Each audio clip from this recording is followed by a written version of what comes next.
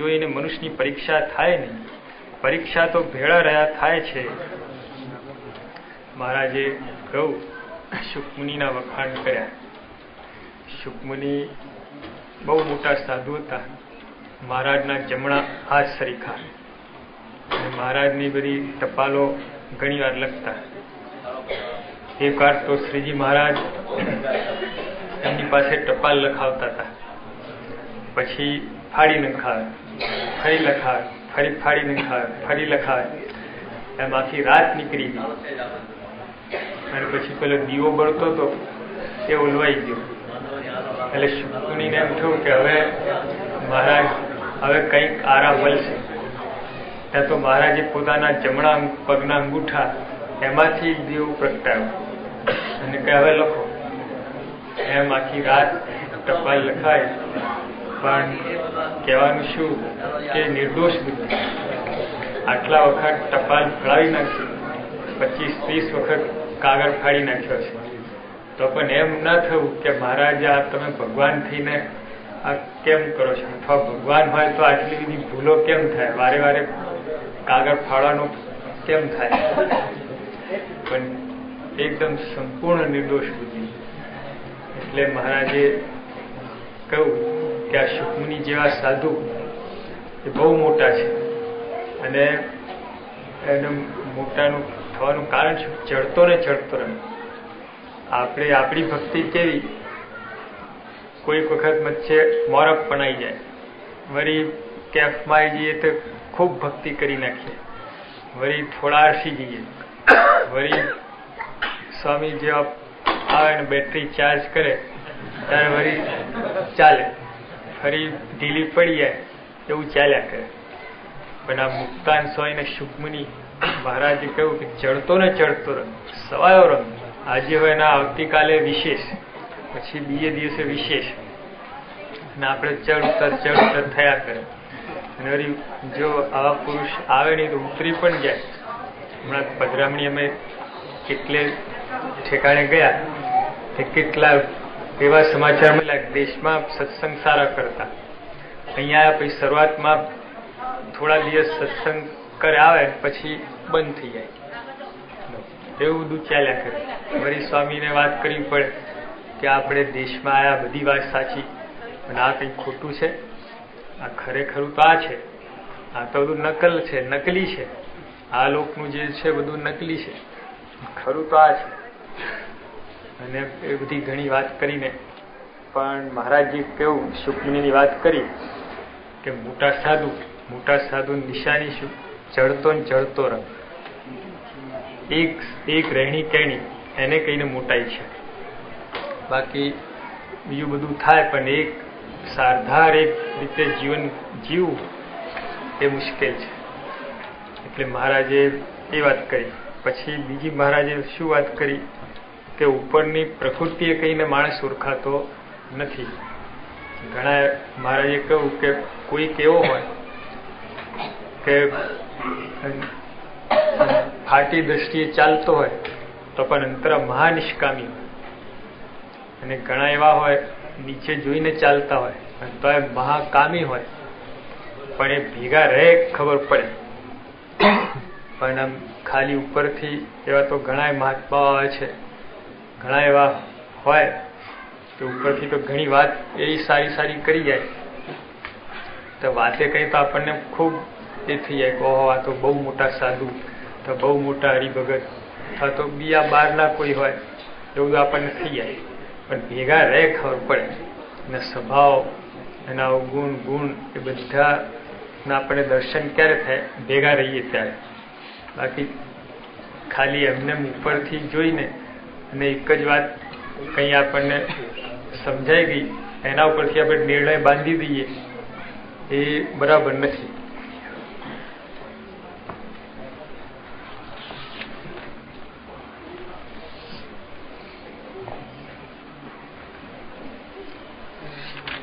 ભેડો રહે ત્યારે બોલ્યામાં જણાય, ચાલ્યામાં જણાય, ખાતે જણાય, પીતે જણાય, સૂતે જણાય, ઉઠતે જણાય, બેઠતે જણાય ઇત્યાદિ ક્રિયાની વિશે જણાય છે.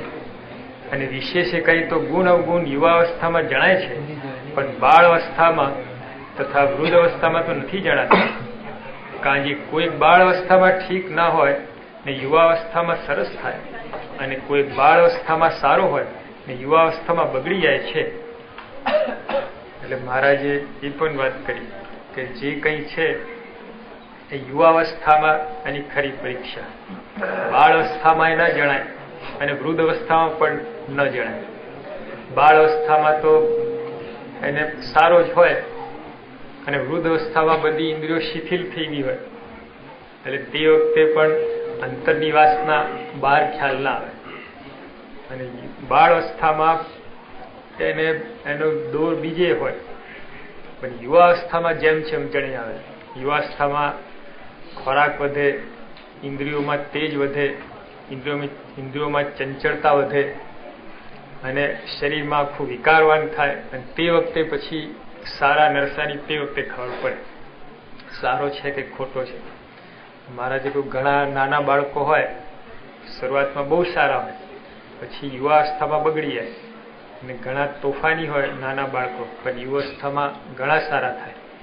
એટલે આ બધી રીતે એમ જણાય એમ નથી.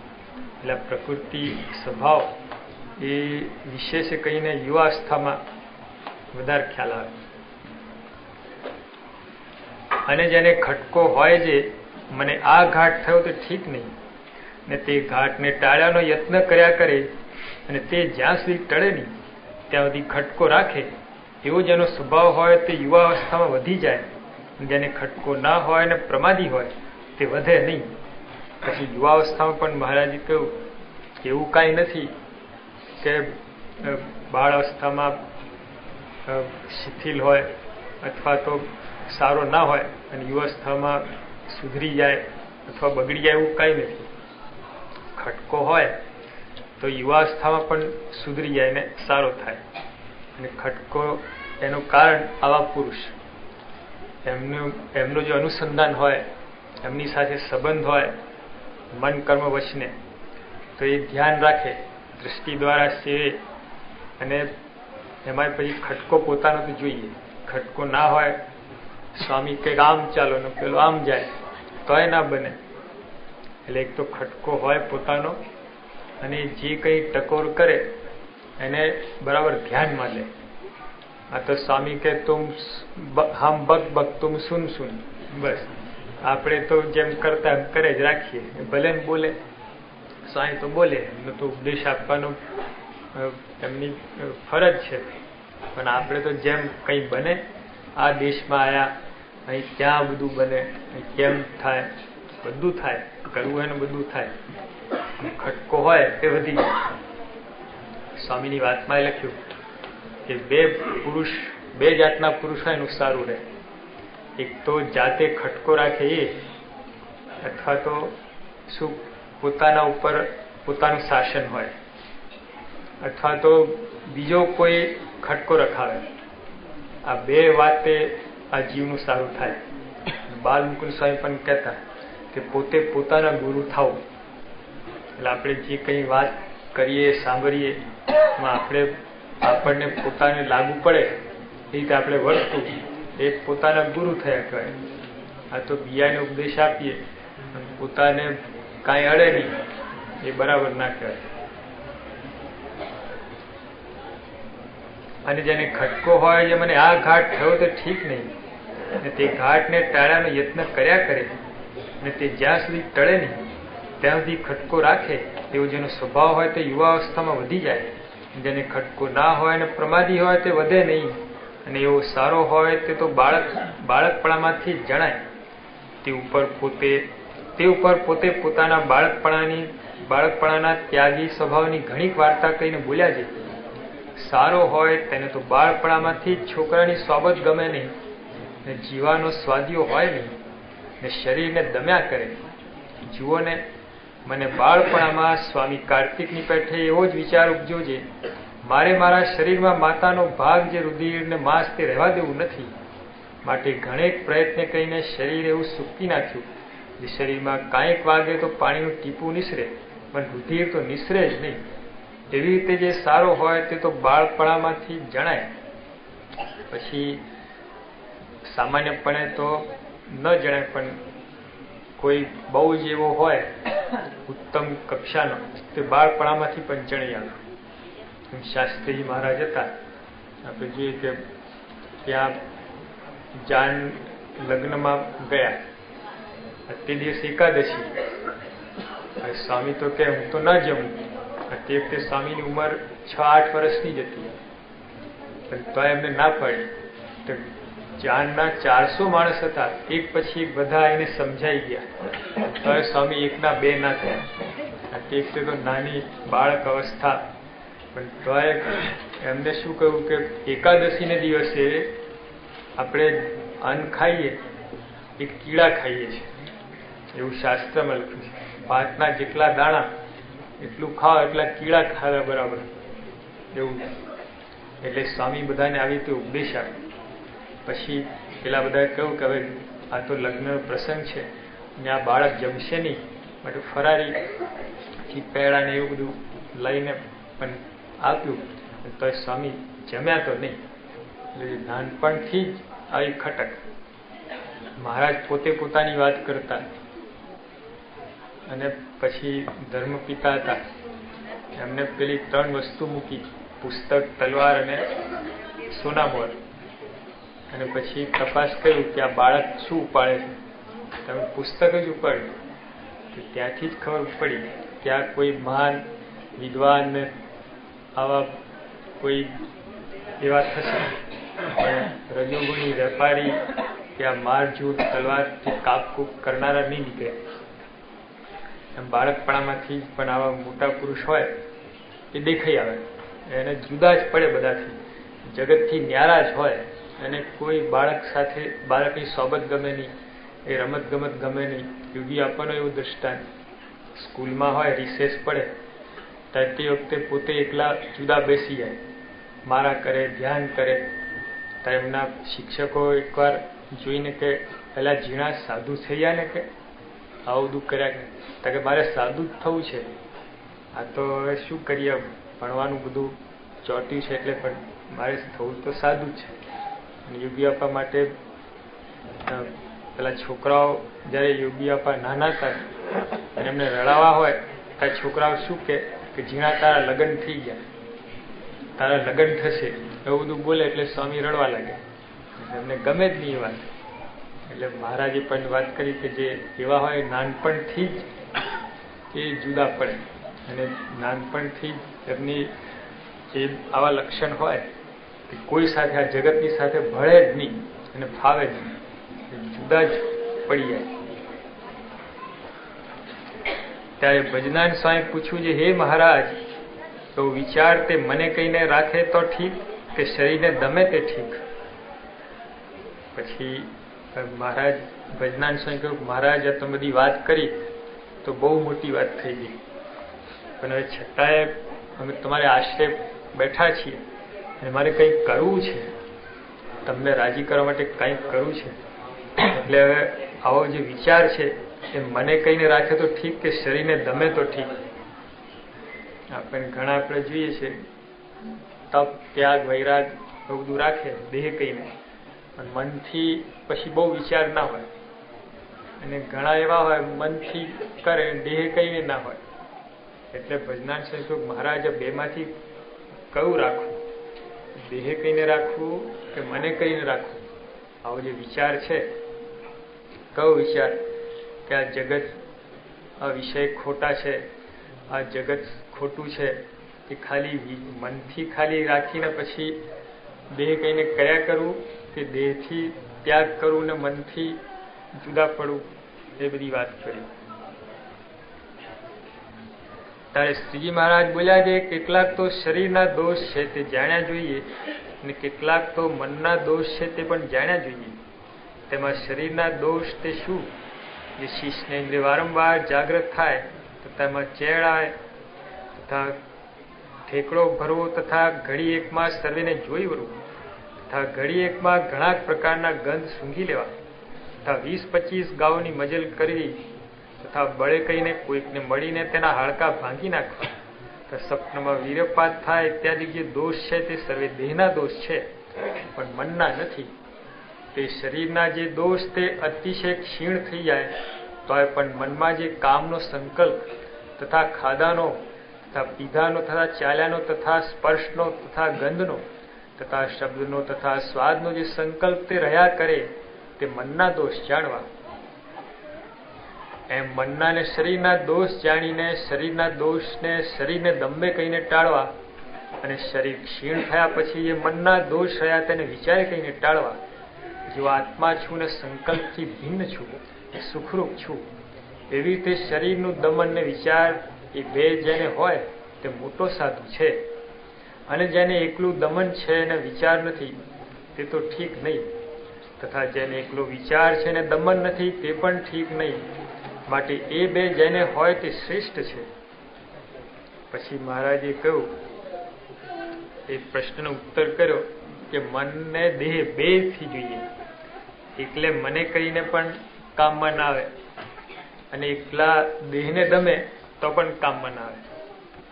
મને કરીને આપણે બધું ખોટું કરીએ પણ શરીરથી જો બધું ભોગવતા હોઈએ તો પણ એ મનમાંથી મૂળ જાય નહીં. અને એકલા શરીરથી આપણે શરીરને દમીએ, ઉપવાસ કરીએ, વ્રત કરીએ, પણ મનથી જો વિચાર ના હોય તો પણ ના ટળે. એવા તો આજે જાનવર છે, પશુ છે, દેશમાં ગાય ભેંસ હોય છે, અને ખીલે બાંધી રાખો અને ઘાસ ચારો ના આપો તો એને ઉપવાસ એકાદશી જ છે ને. પણ મનથી વિચાર પણ જોઈએ કે આપણે આ શા માટે કરીએ છીએ. જો વિચાર ના હોય તો પછી એકલો દેહ કહીને તો આપણે આહાર શરીરને ના આપીએ, પણ ઇન્દ્રિયો એના માર્ગમાં જાય.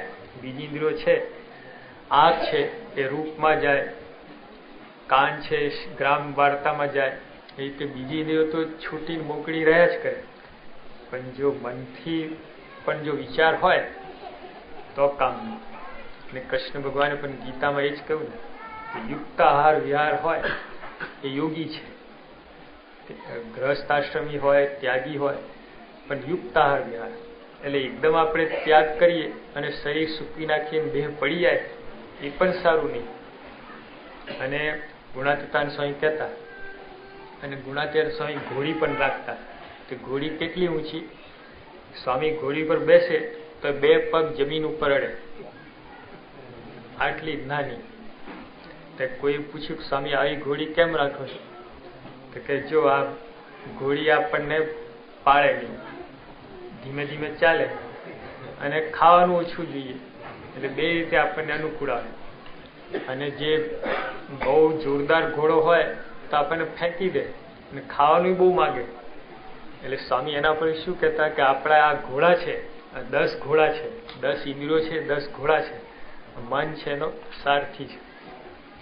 એટલે જો આ જે ઇન્દ્રિયો છે એને જો બહુ આપણે કમજોર કરી નાખીએ, આંખ ફોડી નાખીએ, બંધ કરી નાખીએ, કાન ફોડી, એવું નથી કરવાનું.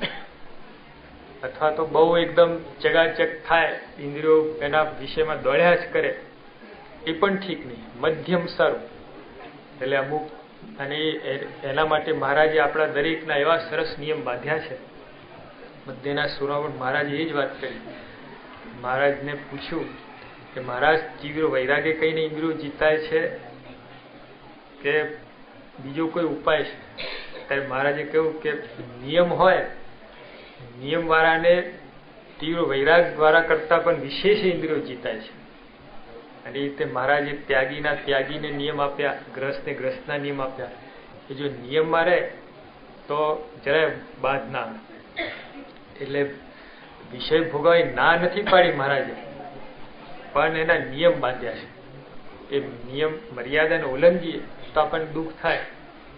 ત્યારે આપણને ડોક્ટરે કહ્યું હોય, હવે કઈ દવાઓ બધી ઘણી એના ઉપર તમે જુઓ તો પોઈઝન લખ્યું હોય છે, પોઈઝન જ છે, પણ જો માપમાં લો તો એ દવા તરીકે કામ કરે. પણ ડોક્ટરે કહ્યું કે આ સવાર, સાંજ ને બપોર આ 3 એક ગોળી લેવી, અને 7 દિવસનો કોર્સ આપે 21 ગોળીનો. પછી આપણે વિચાર કરીએ કે આ 21 એક સામટી લઈ લઈએ તો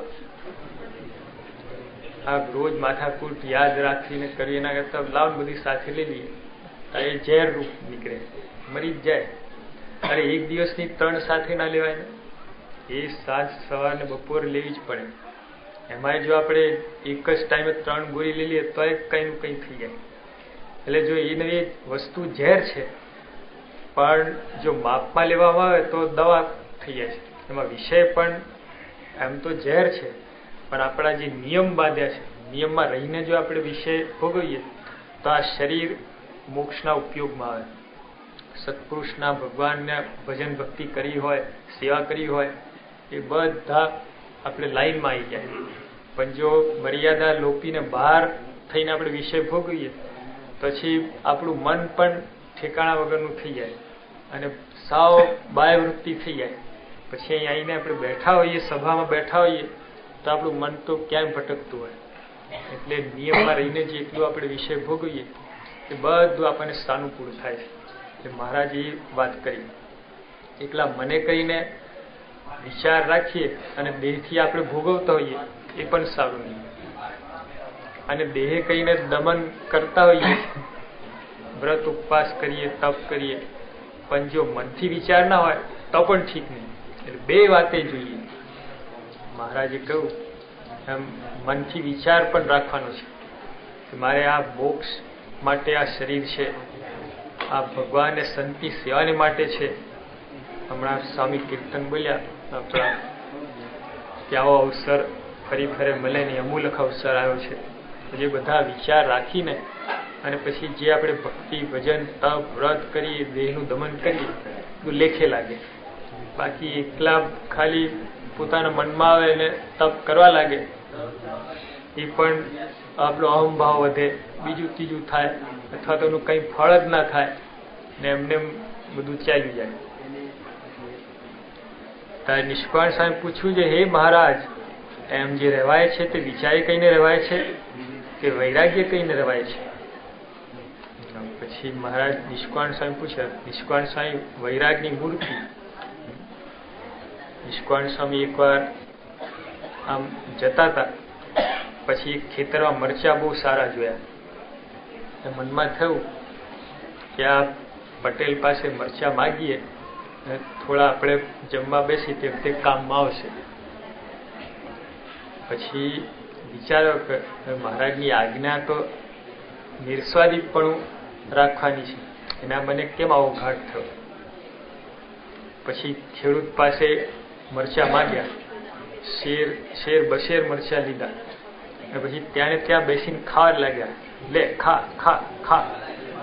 આંખમાંથી પાણી નીકળે, આખું શરીર લાલ લાલ થઈ ગયું ને લાય લાય થાય, પણ તો બશેર મરચા ખાઈ ગયા. પછી કોઈ દિવસ ઘાટ થાય ખરો? કોઈ દિવસ. જો આવા વૈરાગ વાળા આવી રીતે દંડ દેતા ઇન્દ્રિયોને પછી ઘાટ થાય. છતાંય નિષ્કાળ સ્વામી પૂછ્યું, મહારાજ આવી રીતે જે રહેવાય છે વિચારે કઈ રહેવાય છે કે વૈરાગ્ય કઈ રહેવાય છે? પોતે વૈરાગ મૂર્તિ હતા એટલે એમને તો સહજ રહેવાતું આવી રીતે. ત્યાં એ ધોરાજી હતા, ધોરેરા. પછી એમનું શરીર આવી રીતે તપ વ્રત કરવાથી બહુ સુકાઈ ગયું અને એક જાતની માંદગી આવી ગઈ. શરીરમાં ગરમી બહુ રહ્યા કરે અને બહુ તકલીફ પડે. પછી આપણા જેવા બધા હરિભક્તો દોડ્યા અને મૂર્તિ પાસે જઈને પ્રાર્થના કરવા લાગ્યા. તો એમને ખબર પડી કે હરિભક્તો મારા વતી પ્રાર્થના કરે છે, એટલે દોડતા આવ્યા કે શું શું બધા કરો છો? કે સ્વામી આપના માટે પ્રાર્થના કરીએ છીએ, આપ આવી રીતે તમને કષ્ટ પડે છે એટલે મહારાજ એનું નિવારણ કરે તો સારું. તે કહ્યું કે એવું તમને ડાપણ કરવાનું કોને કહ્યું? તમે એવી પ્રાર્થના કરો કે આના કરતા 10 ગણું વધારે થાય. આજે મને પીડા થાય છે શરીરમાં, એના કરતા 10 ગણી વધી જાય એવી પ્રાર્થના કરો. મારે આને આ છેલ્લો જન્મ કરો છે, બીજા જન્મ લેવા નથી. તમે આ દયા કરો છો, મારા પાસે માગો છો, પણ એ દયા નથી. બીજા કેટલાય જન્મ ઉભા થશે. એટલે આને આ દેહ કહીને કસર કાઢી નાખી છે. આવા વૈરાગ વાળા હતા. છતાં એમને પૂછ્યું કે મહારાજ આવી રીતે જે રહેવાય છે એ વૈરાગે કહીને રહેવાય છે કે વિચારે કહીને રહેવાય છે? આ ઉપરની જે વાત કરી કે દેહ કહીને દમન કરવું અને વિચાર રાખવું, બે વસ્તુ.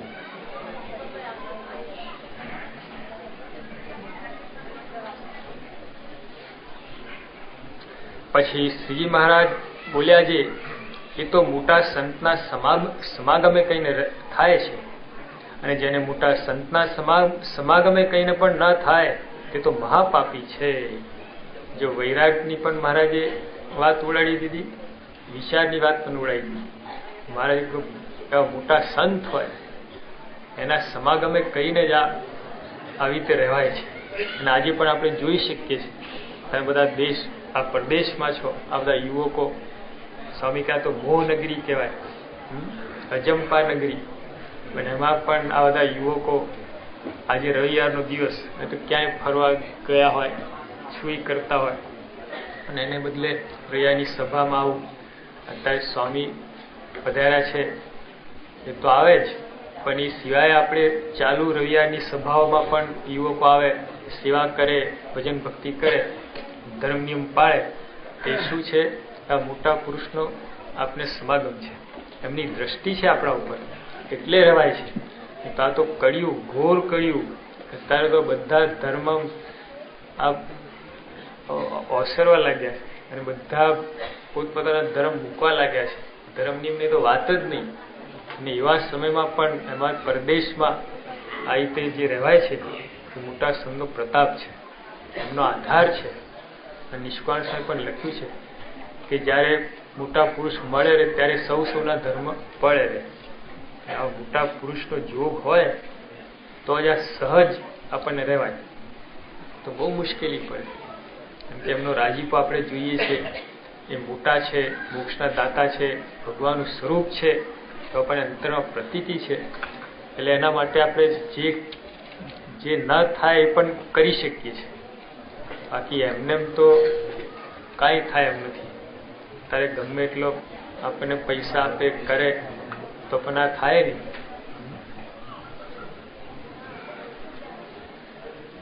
એમ કહીને પછી શ્રી મહારાજ બોલ્યા છે ત્યાગી થઈ.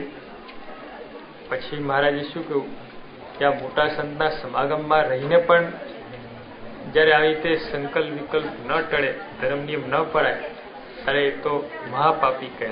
એટલે તો બહુ જુદી વાત થઈ ગઈ. એમ કહીને વળી શ્રી મહારાજ બોલ્યા છે ત્યાગી થઈને ગ્રહસ્થને ભોગવવા યોગ્ય ભોગની ઈચ્છા રાખે છે તે ખળ ખાય છે.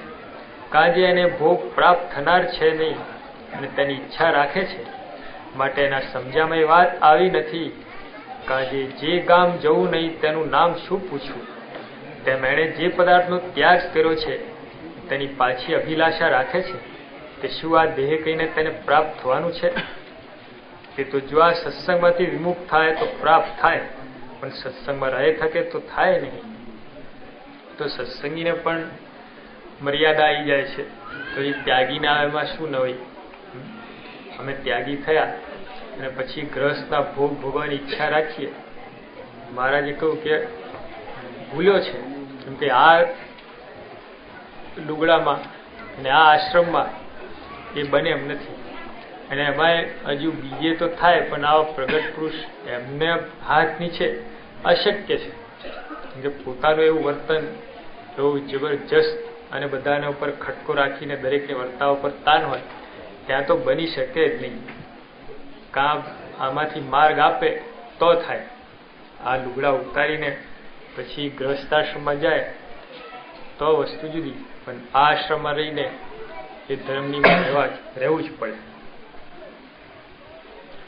એ તો જો આ સત્સંગમાંથી વિમુખ થાય તો પ્રાપ્ત થાય, પણ સત્સંગમાં રહે થકે તો થાય નહીં. માટે સત્સંગમાં રહે થકે તે ભોગની જે ઈચ્છા રાખે છે તે મૂર્ખ છે. તેમ જે સત્સંગમાં જે રહેશે તેને તો જરૂર પાડવું જોઈશે. જેમ કોઈ સતી થવાને નિસરી ને પછી અગ્નિ જોઈને પાછી વરે, તો તેને શું તેના સગા પાછી વરવા દે? એ તો જોરે કહીને બાળે. અને જેમ કોઈ બ્રાહ્મણી હોય અને વિધવા થઈને જો શ્વાસનીના જેવો વેશ રાખે, તે શું તેના સગા રાખવા દે? ન રાખવા દે. તેમ જે સત્સંગમાં રહીને અયોગ્ય સ્વભાવ રાખે છે તેને એ રીતે વાત સમજવામાં આવી નથી. અને જો આવી હોય તો અયોગ્ય સ્વભાવ રહે નહીં. એવી રીતે વાત કહીને શ્રીજી મહારાજ જય સ્વામિનારાયણ કહીને શયન અર્થે પધારતા હવા. મહારાજે કહ્યું કે એક તો મોટા સંતના સમાગમમાં રહે તો બધું સાનુકૂળ થઈ જાય. અને અને એમાં એમના સમાગમમાં રહીને પણ જો ના થાય તો એનું કંઈ જીવનો મલિન આશય છે, અને એનું તો પછી અહીં જ્યાં છૂટવાની બારી છે ત્યાં જો એ ખંભાતી તારા મારી દે પછી બી એ ક્યાં છૂટે. અહીં સ્વભાવ મૂકવા માટે, આપણા દોષ ટાળવા માટે, ધર્મ નિયમ પાળવા માટે આ ઉત્તમ સ્થાન છે. પણ અહીંયા જો ન પડાય તો પછી બ્રહ્માંડમાં કોઈ એવું સ્થાન નથી કે જ્યાં આ રીતે વર્તી શકે. એટલે મહારાજે કહ્યું કે સત્સંગમાં રહીને તો ગ્રહસ્થ હોય, ત્યાગી હોય, દરેકને નિયમમાં રહેવું જ પડશે. એમ કે આ સત્સંગ એવું છે, દર્પણ રૂપ છે. એમ દર્પણમાં આપણે જોઈએ, પોતાનું મુખારવિંદ જોઈએ તો સામે દેખાય છે. આ સત્સંગ અરીસા જેવું છે, જે જેવો હશે એવું તરત જણી આવશે. આ સત્સંગનો પ્રતાપ એવો છે. એટલે એમાં પણ આ જે ધર્મ નિયમ છે એ આપણે નિયમમાં રહેવું જ પડશે, ત્યાગીને, ગ્રહસ્થને, દરેકને. અને અહીંથી જો છૂટો થાય તો જ વસ્તુ જુદી છે, બાકી તે વિના તો અહીં રહીને એ બની શકે એમ નથી. એટલે અહીં રહ્યા થકા એને આ અવરા વિચાર મૂકી જ દેવા, એને સવરા પાળવા માટે જ, આ સત્સંગના નિયમ પાળવા માટે, અને આ બાજુ જ વૃત્તિ રાખવી. મારાથી નહીં બને, નહીં થાય એવું બધું એ વિચાર ન કરવા, સવરા વિચાર કરવા. અને જેવો વિચાર કરીએ એવા આપણે થઈ જઈએ. જો મોડા વિચાર કરીએ તો મોડા જ થઈ જઈએ, કે આ નહીં થાય, નહીં થાય, નહીં થાય કરતાં કરતાં ક્યાંય ને ક્યાંય ઉતરી જવાય. અને જો બળિયા વિચાર રાખીએ તો પછી ન ફોસી હોય તો કેટલું કરી નાખે. એટલે કઈ જાતના વિચાર આપણે કરીએ છીએ એના ઉપર આધાર છે. અને વિચાર આપનાર પણ આવા પુરુષ છે. જો ખરેખર એમને ઓળખ્યા હોઈએ અને એમનો આપણને મહિમા સમજાયો હોય તો સૌરા જ વિચાર આવે, એમને રાજી કરવાનો વિચાર આવે, કે જે રીતે રાજી થતા હોય એ વિચાર આવે. તો એમનો રાજીપો તો ઇન્દ્રિયોને દમન કરવામાં, ધર્મ નિયમ પાળવામાં, સત્સંગ કરવામાં, કથાર્થમાં, એ એમના વિચારો છે. એ પોતે રીતે રહે છે, પાળે છે, પળાવે છે, તો પછી એમાં જ એમનો રાજીપો હોય કે નહીં. એટલે મહારાજે કહ્યું કે મોટા પુરુષનો સમાગમ રાખવો, એમના સામે દ્રષ્ટિ રાખવી. દ્રષ્ટિ શું? એમના સામે જોઈ રહેવું. એટલે શું એમને શું કરાવવું છે એ આપણે જો ધ્યાનમાં રાખીએ તો પછી બધું એ સંભાળી લે છે. ઇતિ વચનામૃતમ એ રીતે કાર્યાનું ત્રીજું વચનામૃત થયું. સયાન સ્વાય.